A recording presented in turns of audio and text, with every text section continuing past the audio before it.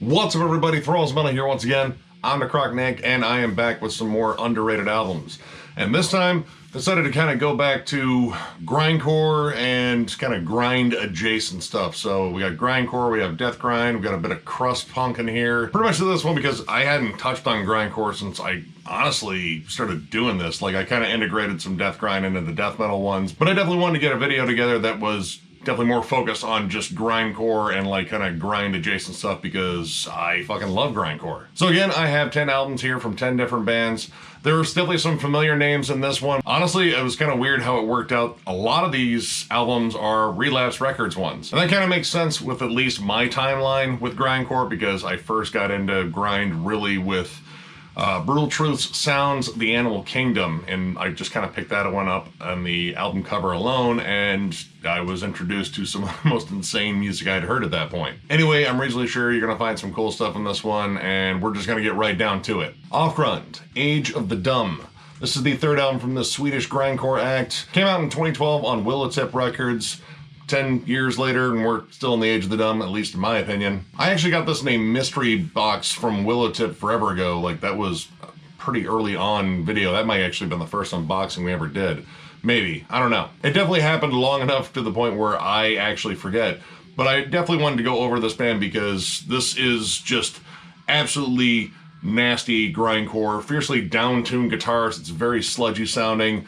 Very much in that vein of bands like Nosum and Rotten Sound in terms of just a blistering pace. You get good hardcore grooves in here, especially on songs like Planet Monsanto, Bureaucrat, and what was the other one here? Oh, He Who Plants Sorrow. A lot of this, of course, you know, being grindcore, very socio-politically charged, and definitely leaning very heavily on like crust punk as sort of a punk anchor, especially on Bullets Are Forever and Life and Death of a Broiler. So you get a good balance of D beats and blast beats and just flat out beat downs. In terms of like the groovier moments, they're definitely more hardcore oriented. This album is flat out vicious from start to finish. Really does not waste any time on any of the tracks, and it shouldn't because I think there's only like one track on here over 2 minutes. So the rest of this is bullet train pace, fucking grindcore, and I absolutely love that shit. Now, for a number of years now, this band has had a disputed lineup. I believe there are actually 2 versions of this band.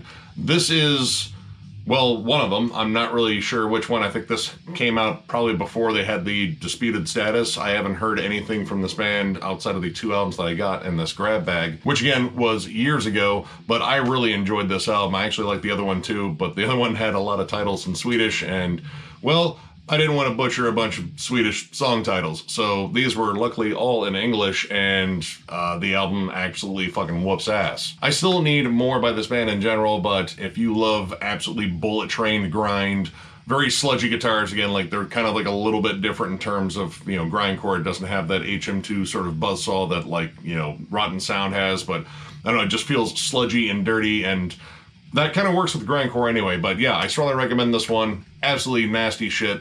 Definitely check it out. Masakari, The Prophet Feeds. This is the lone full-length from this Cleveland-based hardcore crust punk / grindcore act. Came out in 2010 on Southern Lord Records. They do have other releases like EPs, demos. I think there might be like a comp out there, but they were only active from 2006 to 2014, I believe.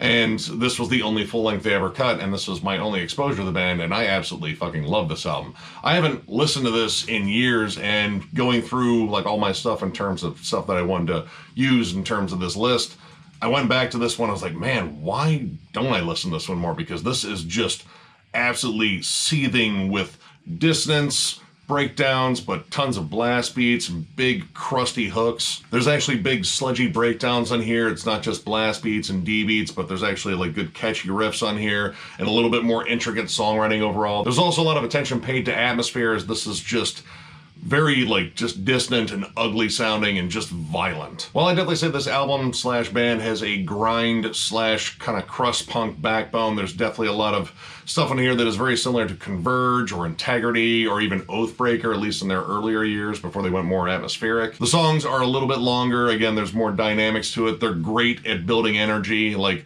you can just sort of feel like the welling of emotion, and that emotion is definitely anger on here, just sort of building up in every song and then just fucking exploding. I pretty much love every track on here, and I probably should have wrote them down because I didn't notice they didn't print any of them on here. But I do particularly like the last instrumental. It's just this slow, sort of nasty sounding instrumental with just dirty sounding riffs, but the thing that really grabs me is an audio sample of at least, I think, a news conference about post 9/11 racism, and being released in 2010. That was definitely still part of the world. I still think it's part of the world here, but it kind of gives the instrumental a little bit additional bite. My only gripe about it is it ends on just ear bleeding noise, which, yeah, I kind of get that's kind of part of grindcore and crust and all that shit. But if it goes on too long, it sort of just, you know, takes me out of the song. But overall, this is a killer album. Surprisingly catchy for what it is, too, which I really liked. I think this has a little bit more depth musically than maybe a fair amount of grindcore bands that just kind of go for the throat on every track. This has some really great song building dynamics. And again, it's not necessarily grindcore, but it's definitely grindcore adjacent. And I've been looking for a way to shoehorn this one in just to talk about it, because this album still fucking kicks ass. So yeah, if you have never jammed this band, check out this album. I don't know anything about their other EPs or anything, but if they sound anything like this, they're probably really fucking good. So check it out. Expulsion, Nightmare Future EP. This is the lone, at least so far, EP from this Deathgrind supergroup. This actually features Menno Verbatim of Lightning Swords of Death, Matt Olivio from Repulsion and Cryptic Slaughter. We have Matt Harvey of Exhumed, and I mean a ton of other bands because Matt Harvey is very prolific. And Danny Walker, who I believe is currently in Cephalic Carnage and has played in any number of bands like Enternaut. He's actually played in Exhumed too. So a lot of guys with a lot of fucking cred, and they just came together and made this 13-minute EP that is an absolute bruiser from start to finish. This is all killer, no filler, lots of Repulsion worship. Matt Harvey kind of brings his vocals down from at least the register he's at in Exhumed. It's a little bit more comparable to what he does in Gruesome, except without like the more like Chuck worship sort of like, you know, gurgles that are in there. This actually sounds a lot like Repulsion in a lot of ways, which totally fucking makes sense with the name and with the guys that are involved. Blast beat driven, but there's lots of cool thrashy sections on here. The title track itself actually sounds like a grind-infused Motorhead song. The riff on it is so fucking catchy. That song sounds more akin to something you would hear from Toxic Holocaust or Midnight, except with like blast beats peppered in there and just sort of a grind energy propelling that fucking thrashy, catchy ass song. There are great riffs left and right. I especially like the punk to death metal trade-offs on Altar of Slaughter on here. I love the production on here. It's very crisp and very organic. I would say if you were a fan of bands like Terrorizer, Noisem, definitely fucking Repulsion, you're probably gonna dig this. Again, there's really not much to say about this since it's very short, but I do think that this kind of flew under the radar considering who was all in it. Now, granted, all the members of this band are very busy. I mean, you know, kind of like a bloodbath scenario where, you know, you only get a release every so often just because everyone else is in some high-profile bands, but I would love to hear more from this. Now, granted, that means Matt Harvey's going to do yet another project, which he's got a ton of them, but I love his output in general. But this one needs to come back. Now, granted, it's only been 5 years since this was released. This came out in 2017 on Relapse Records. Get ready for that theme. But I don't know, like, this is just absolutely amazing death grind. This is exactly what I expect in terms of, like, just quality death grind. Like, it has a great balance in terms of the riffs, the energy in here. Every song is fucking propelled and just vicious from start to finish. This is absolutely killer. If you have not jammed this, I strongly recommend checking this one out. Again, it's only like a little bit over 13 minutes, but holy shit, that 13 minutes is absolutely fucking amazing. Again, I wish there was more, but this EP is, again, absolutely incredible. So yeah, definitely check it out. Leng, Process of Elimination. This is the third album from this Belgian Grindcore Act. Came out in 2005 on Relapse Records, and at least at this point in the band's history, this actually featured Svenko from Aborted and a litany of other projects at this point on drums and backup vocals, and this is some ridiculous, over-the-top fucking grindcore. Like, this is the grindcore equivalent of Aborted in a lot of, you know, different ways, especially when it comes down to humor and over-the-top gore and fucking fun samples and shit. Pretty much I'd say like everything you like about Aborted is here just in a more raw, disgusting, and possibly faster fucking version. And that's definitely saying something considering Aborted's output. Right from the rip with the opening track, The Fist of the Leng, it actually opens up with a sample from Fist of the North Star, the anime with the whole whatever he did when he did the whole like series of punches that made your head explode. It's been a while since I've watched that anime. But then as immediately off to the races, Sven's fucking drum work on here is really good, and he's just doing sort of backup gurgles to the front man, and they're just sort of pivoting back and forth, and you're just greeted right away to hyper violence and just dark humor across the board. Now, of course, there are some like more politically charged songs because this is grindcore, and grindcore does love politics, or at least talking about them, but there's a lot of fucking dark humor and just ridiculous shit on here. And I mean, it's pretty aware right away when you look at these song titles like Don't Touch My Spandex, Bobby Joe's Slumber Party, Fat Camp, Mediocrity Contest, and PIMP, but it's an acronym for, I don't know if they explained what it's an acronym for, but when I looked up the lyrics of that, it's just about being a pimp, like a grindcore pimp. I don't know if those exist, but it exists on here. Now, much like Afgrund, this is very bullet trained in terms of the pace. Like, it is just one song after the next. They're all relatively short. There are a couple of tracks in here over 3 minutes.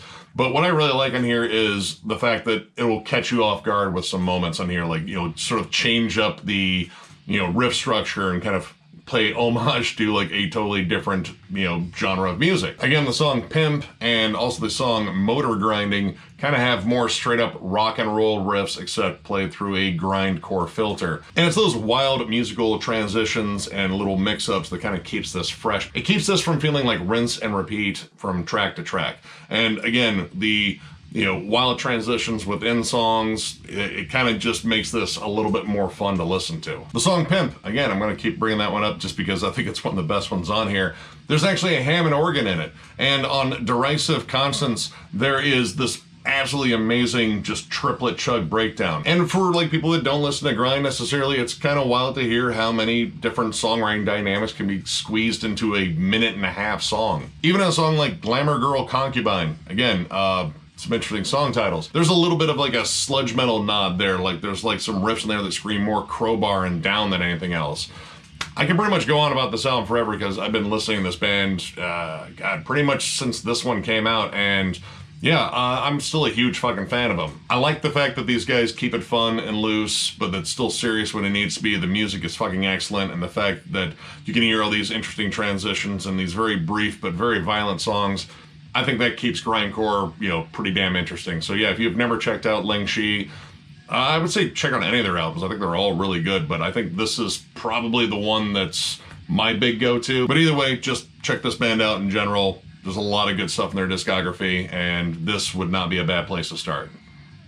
General Surgery, Corpus and Extremis, Analyzing Necroticism. This is the second full length from this band, and most recent, came out in 2009. And while the title of this album definitely sounds like a documentary about, you know, Carcass's necroticism, it's not, but this is some fucking ferocious Carcass worship, and I fucking love Carcass, and I have a lot of Carcass worship bands in my collection. But I don't think I've brought up a General Surgery album on here at all. I definitely have made reference to them for damn sure, but I wanted to go over one of their albums at least because I absolutely love this band. Now, this band actually features current members of Birdflesh, None of the Church, and ex-members of Nauseam and Regurgitate, so there's definitely a grindcore pedigree on here. And I would definitely say this band is known, but I really only hear people talk about their debut, the Necrology EP, which I think is absolutely amazing. It's definitely very Symphonies of Sickness worship, which definitely stick with that on here, but it's a little bit more fine-tuned, I think. But the thing I really like about this is sort of a meeting of Swedish death metal and, you know, Carcass's brand of gore grind slash grindcore slash death grind, whatever you want to call them at that point, around Symphonies of Sickness.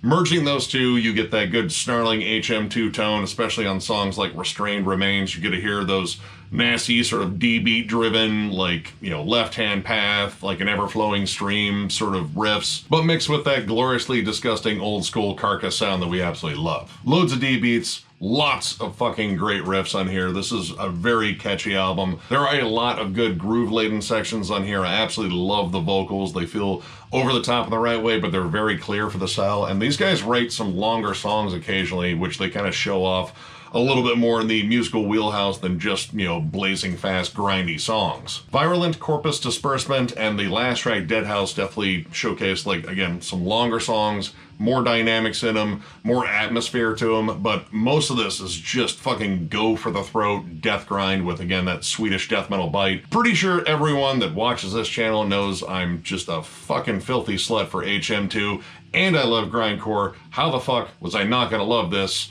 I loved it. Let's just be honest. There wasn't a chance of me not loving this. But they didn't. It's a fucking awesome album and has all the grind fury that I love. Even has a little bit of doom metal on Mort Safe Rupture, which is just a fucking nasty, evil sounding track. Absolutely love this album. Absolutely love this band. I love their previous album before this, and of course the Necrology EP is fucking awesome. Pretty much a classic.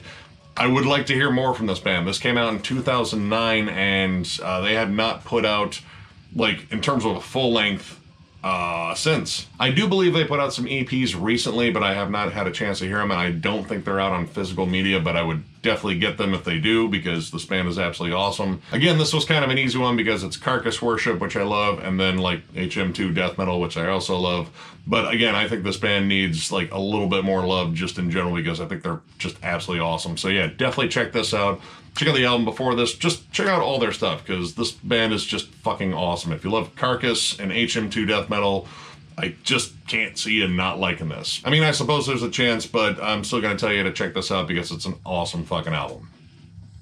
Fuck the Facts, Disgorge Mexico. This is the 7th album from this Quebec Grindcore Act. Came out in 2008. I actually got into them on the album before this one, Stigmata High Five, and I was like, holy shit, this band is fucking nuts. And then when I looked into their metal archives, holy shit, this band has a fuck ton of splits. I believe they have 41 split albums since the start of their career, which is like fucking Nunslaughter numbers. Like, those are Nunslaughter numbers, you know, for splits. Granted, Nunslaughter would probably be the 7 inches, but yeah, fucking busy band. Now this is more spastic, more twisted sounding grindcore. Like, this band just loves to freak out, like kind of botch style freakouts, but mix that with the intensely brutal and technical style of a band like Cephalic Carnage. Now coincidentally, both this band and Cephalic Carnage were at MDF this year. I only got a chance to see one of them, and Cephalic Carnage won out because I wasn't even sure they were playing shows anymore. I hadn't seen them since like 2010. But if I had the time and I wasn't all the way in the Edison lot when this band was playing, I definitely would have caught this band, because this is, again, like a very interesting fucking grind band. While Stigmata High Five was a little bit more straightforward, this one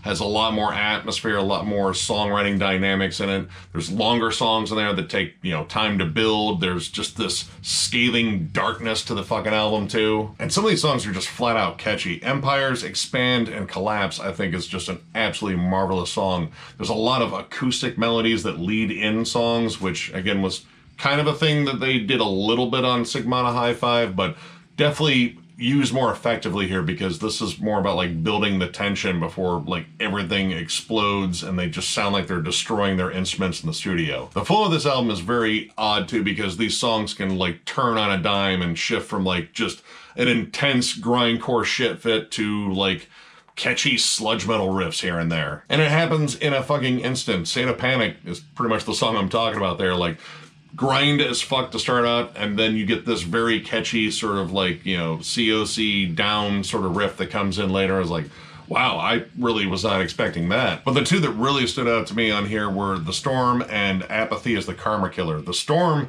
there's a bridge on there that almost goes into more progressive territory with like jazzy bass lines. There's more synths to it. And then Apathy is the Karma Killer is a 9-minute and 20-second just fucking beat down of grindcore, but it peppers in a lot of melody. There's even like some more melodic death metal parts in there that I thought really stood out, and that's all executed really well. Flat out, I think this album is remarkable, and while Stigmata High Five is where I got into them, this is where I became an even bigger fan of them. I still need to get caught up on more of their releases, but in terms of a band that brings just flat out viciousness and creativity to grindcore, this is just one of those fucking bands that I think stands out, kind of like Cephalic Carnage. If you have not jammed this band before, this wouldn't be a bad place to start. I mean, Stigmata High Five is really good. I believe Die Miserable is also just really vicious, maybe a little bit more melodic than this one. Either way, this band is just fucking awesome, and you should check them out. Cult Leader, Lightless, Walk. This is the first full length from this Salt Lake City-based grindcore slash hardcore slash sludge metal act. Came out in 2015, and this band is pretty much the continuation of another band, Gaza. Now, Gaza ran into some very serious issues and essentially just broke up and rebranded themselves as Cult Leader. So this is very much a continuation of Gaza's sound, which is flat out vicious, and somehow I think this is even fucking heavier. Pretty much this has a heavier than everything else style of production where the guitars are just deep and chunky. It sounds like it might be a Kurt Ballou production. I looked through the linear notes and there aren't very many for this, but it could be his. The drums sound like a Kurt Ballou production where they are just massive sounding, where the snare just sounds like this resounding fucking gunfire on the album, and the guitars are thick and sludgy. And it's how this band navigates around their sound. Like, they have sections that are flat out hardcore, very much like converge on their worst and ugliest days. D beats, big droning riffs, ugly tremolo riffs. Like, everything about this album is just steeped in hostility, and it has the production to match. This has a wall of sound sort of style to it, and I love it because it is just layer upon layer of dissonance and just visceral biting riffs and hardcore energy. The vocals sound like the dude's gonna fucking just puke up a lung at any point, except for, you know, sections where you have some very dark and dreary kind of sludgy melodies on here. There's even some stuff in here that sounds like it's very akin to like a David Lynch film, except, you know, much heavier. And while this album has a lot of atmosphere to it, it's just very dank and just gross sounding. There are tons of fucking riffs in here. The song Broken Blades in particular has just these tremendous chugging riffs that just drive the fucking song. This is very akin to a band like All Pigs Must Die when they're at their fastest. Like, it is just blazing fast and it sounds harsh and ugly, but when you have these slower droning sections, the more atmospheric sections, it's just the musical equivalent of being alone and miserable and just destroying everything you can in a room by yourself and then collapsing afterwards. Like, that is legit the fucking feel of this album. When it's at its doomiest and its sludgiest, I would almost even say it's comparable to I Hate God. And that especially shows on, like, the title track. The title track just feels extra sludgy, extra distant, but there's even like a little bit of a post-metal element to it. Now, I actually did just look at the liner notes, which this thing is like has the vinyl slip inside for the CD, but this is a Kurt Ballou production, so no wonder I fucking love it. Now, their latest album I really like too. It's a little bit different than this one. This is mostly just all the heaviness and all the hatred for it. That one has a little bit more atmosphere to it, but this is the one where I got into them on, and I don't think it's purely grind, but there's definitely a lot of grind elements on it, and I had to bring it up because this album is flat out disgusting from start to finish. And if you have never checked out this band, this would be an excellent place to start. Granted, they have kind of a different direction on the newest album, but I don't know, there's still a lot of elements of this on that new one, and their first EP, I think, is also really fucking good. So yeah, definitely check this band out, especially this release. It will fucking melt your face, and I think it's quite possibly one of the heaviest albums on this list in general. I might be just hyping it up a little bit just because I love it so much, but I guarantee you're going to find some absolutely blistering heavy shit on this one, so check it out.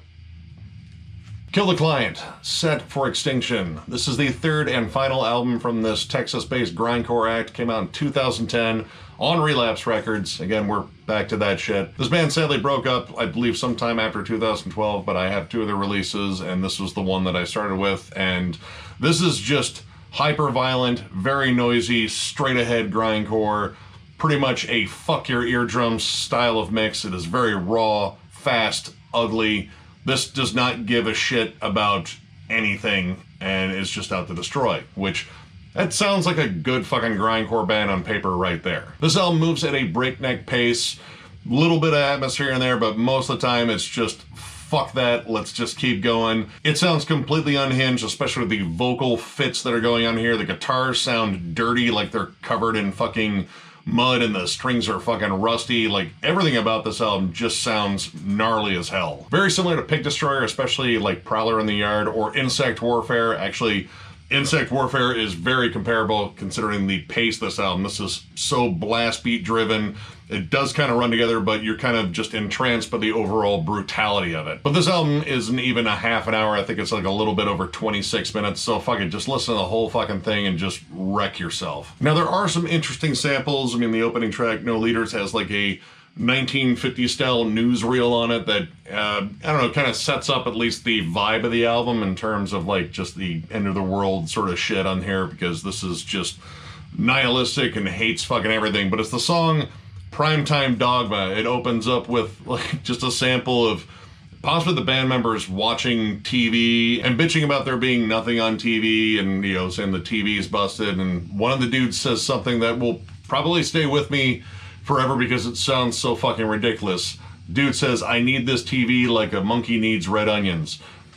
What the fuck sort of fucking proverb is that? Do monkeys actually like red onions? I don't know. I didn't even want to fucking look that shit up just because it was so fucking weird, but believe me, I rewound it several times just to make sure I heard what I thought I heard, and I did. So yeah, that's a proverb I know now. I don't know if I'll ever use it because I'll just be greeted with looks of confusion. But I don't know. It might be a fun thing to say at a party or something like that, just to make people go, "What the fuck is your problem?" It's like, we don't have time for that conversation, really. But yeah, this is just brutality forward grindcore. No bullshit. Fucking hates everything. Even features Ruben from Devourment on the album too, just for, you know, some added vocal flair, because I don't know if the vocals needed more flair. They sounded fucking maniacal and twisted anyway. But he's there on the song The Walking Dead, and yeah, no, this album is just absolutely nuts. Now, I have the album before this. I believe it's Kleptocracy, I think is the name of it, or something to that effect. I thought that one was good, but this is the one that really grabbed me initially, and then I got the other one because of that. I'm still missing their debut, but yeah, if you just want grind and violence and really maybe not a lot of nuance and like one weird fucking proverb, definitely check this out. This is a fucking monster of an album. Again, 26 minutes of just brutality. Like, it is ungodly heavy. If you're a fan of like Insect Warfare, which, I mean, I imagine if you're a grindcore fan, I think that album gets a lot of fucking praise, as well it should. But yeah, this is very much in that vein, so yeah, definitely check this out. Cretin Freakery. This is the debut album from this California-based Deathgrind act. Came out in 2006, and well, I'm going to read you the little promo sticker they put on this a while ago. Turn back the clock with this savage serving of blasting fury and grind like it's 1989. Freakery is your ticket to the strange and frightening world of Cretin. And then we have a little quote from Decibel Magazine, one of the most anticipated records of 2006. Cretin captures the excitement and pure explosiveness of death metal and grindcore's earliest practitioners. And both of those are pretty much right. Now, I'll go over the, you know, elephant in the room, I guess. But anyway, this was back when Marissa Martinez was still Dan Martinez. And Marissa Martinez has become a central figure in a lot of cool fucking bands like Extremity, which sadly broke up not too long ago. She's actually a member of Repulsion now, which was the big influence in here, which, holy shit, you can fucking hear it. And despite not putting out an album in a while, Cretin is definitely still a thing, and their last album, Freakery, was really fucking good. But I brought this one because this is where I got into them, and it might have had something to do with the sticker on there because, like, well, I like grindcore and I like death metal, and I got this, and this is pure Repulsion worship with, like, a little bit of death metal riffing on it. Like, most of this definitely sounds like Repulsion and has that sort of punky but thrashy flair to it. The vocal delivery is very similar to Scott Carlson, too. Like, it has his sort of meter, which, I mean, he just belted forth hostility, and just how his cadences sort of ran with the songs. Very similar to that, too. The guitars are fucking snarling. They fucking almost dominate the fucking mix, which the mix on here is incredibly raw. And when it comes down to subject matter, this band definitely kind of, you know, pushes aside fucking politics or even gore for the most part and just goes with bizarre sex, humor, and perversion, according to the Metal Archives, and honestly, that definitely makes sense with some of these song titles. I absolutely love the song Foul Fetish, which that is Foul, F-O-W-L. There are some flat-out awesome hardcore riffs to that one that really drive the song. And the song Walking a Midget, which sounds maybe a little illegal. Like, I don't think you can legally own a midget. That just doesn't seem right. And maybe an Oompa Loompa. I think you can legally own one of those. I always wondered that about Willy Wonka. Like, did he own them or did they work for him? Like, what the fuck did he pay him in? I don't know, man. I feel like they were, like, holding pens and fucking kennels down there, and he put, like, chocolate in the fucking, you know, hamster feeders. I might just be reading too deep into that whole thing. But the song Walking a Midget, very, very catchy, and like surprisingly hooky for the whole nature of this album, which is just, again, bullet trained fucking aggression and just gnarly riffs from start to finish. In 2006, I kind of got out of grind for the most part, but this was one of those albums that got me back into it because this just kind of captures an energy that you could really only find listening to like grindcore oriented stuff. And pretty much after jamming this, I just fucking went full bore for grind again. So yeah, this album is special in that sense, and it's special because it's just fucking nuts. What it may lack in nuance and for damn sure subtlety, it makes up for in raw aggression and just energy fucking on every track. So yeah, if you've never jammed Cretin, this is a great place to start. I definitely think Stranger might be a little bit more polished, but again, this is where I got into him, so this album's probably the one that I'm going to hold on to the most in terms of like an endearing memory circulating around grind. But honestly, I'll just say you can't go wrong with Cretin. Get both albums. They're both incredible. But yeah, this one right here, good place to start. Check it out.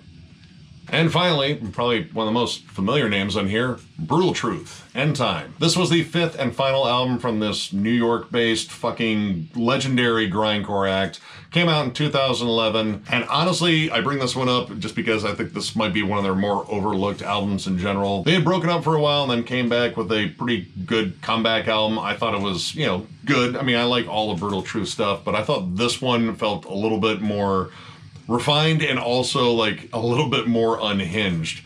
I got into Brutal Truth with Sounds of the Animal Kingdom, as I brought up before, and I was more used to their more unhinged, crazy style, you know, versus the earlier stuff where it was a little bit more, you know, straightforward. Like Extreme Conditions, I think is probably their best album. Like, I absolutely love it, but I like their wild, frantic style. Like Danny Lilker just murdering his fucking bass, Hoax's weird jazzy drum fills and just spastic playing overall, and Kevin Sharp just sounding like a deranged fucking lunatic in a cowboy hat, more than likely, because literally if you look up any picture of him, you're gonna find him wearing that cowboy hat. It's pretty fashionable though. But this album in general kind of just encapsulated everything that they were about in one gnarly fucking last freak out, which honestly, even with the album title, I didn't think would be their last album. Like, I was still kind of shocked that they broke up because they had broken up before and come back, and I figured that, hey, we're gonna get another good run of fucking albums, and then they just kind of announced their split. But at least they went out with a bang. I don't know if this album was as well received initially, but I just going back and listening to it, like, I just don't see how, if you're a Brutal Truth fan, you wouldn't get into this. Like, this has all of the nasty, more like death grindy moments that you would hear on the earlier stuff, especially in the song Gut Check, which I just think has some absolutely savage fucking riffs on it. There's some especially like nasty crawling riffs on Celebratory Gunfire and Crawling Man Blues that I think are catchy in their own way. Like, this is more dissonant and chaotic than anything else, but it's, you know, Brutal Truth. It's the fun, chaotic, dissonant shit. Like, a lot of bands are chaotic and dissonant in fucking grindcore because Brutal Truth just decided they didn't give a fuck and just went absolutely nuts fucking forever ago. And there's some slightly different elements on here, like there's more electronic and noise stuff, especially on the song Warm Embrace of Poverty and Drink Up, which I think Drink Up is almost a fucking doom metal song. Like, the opening track Malice has a very doomy, ominous vibe, which, I mean, if we're talking about the end of the world, I mean, it kind of should be. But Drink Up, I mean, almost has like, hey, this is kind of the last party song, but man, that party was fucking dismal, wasn't it? It's just this ugly, skulking song with just like this electronic noise in it, and it's mingled in there really well, but it just feels just dark and brooding versus the more spastic, like not necessarily happy punk, but there's a lot of punky influence all throughout this. My only gripe is the last track, Control Room, which is a 15-minute noise track, which granted throws in some impressive drumming by Hoke, but the rest of it is just scathing noise and some screams in the background. And this was like the one scenario where I was like, maybe this is just like gonna be like 5 minutes of noise and then like 5 minutes of silence and then a hidden track at the end that's a lot better. And I didn't get that. It was just sort of a noisy track. So that's one slight on this. But overall, if Brutal Truth was going to go out, this is exactly how I figured they would go out, because this is just, again, vicious from start to finish. It pretty much encapsulates everything they're about. And Well, I fucking miss them. I'm still a giant Brutal Truth fan, and I really wish this wasn't the last one, but you know, who knows, maybe they'll get back together. I know Kevin Sharp has his projects, and Total Fucking Destruction's absolutely awesome too, but Brutal Truth just kind of captured something special for me. Like, that was like one of my biggest intros to grind ever, was Sounds of the Animal Kingdom. But yeah, this is a solid album. Again, last track, pretty much skippable, at least in my mind. But if you want grindcore at its most savage, Brutal Truth is almost always a good recommendation for that. This is just an absolutely nuts, scathing album, and I really wish it wasn't their last, but it is. But either way, check it out. It's good stuff. All right, that knocks out another underrated albums, and again, I have no idea where I'm going to go next with this. I'll probably go back through our videos and see what I haven't touched on in a while. Grindcore was definitely fun. Like, I really enjoyed doing this. Granted, taking notes for Grindcore albums is difficult because you have to pause it every fucking, like, 5 minutes. Like, all right, I'm gonna go over that 20 tracks I heard in that 5 minutes. It's a safe bet I'm gonna go over a genre with longer songs than the next one, but yeah, this was a lot of fun to go over. So, if you enjoyed this video, give it a thumbs up, and if you are new to the channel, subscribe, because we do stuff like this all the time. We are also on Patreon if you'd like to help us out there. There's a link down below to thrallsmetal.com that has a link to our Patreon, and while you're at thrallsmetal.com, you can actually check out our shirts. We will be introducing some new merch here relatively soon. We're still checking out different stuff, different options, and you know, we'll eventually get it out, but we want to make sure we get out some like pretty quality stuff. And of course, as always, thank you all so much for liking, subscribing, following, all that stuff. It means the fucking world to us. I know I fucking do the thank you part of the video, but I feel like I should, because you guys keep us going. Like, I will never not be appreciative of all of the subscribers and all the fucking comments and all the stuff. Like, this is just insane. Like, it still blows my mind that we're here. And without you guys, we wouldn't be, flat out. So thank you once again, and we will catch you later.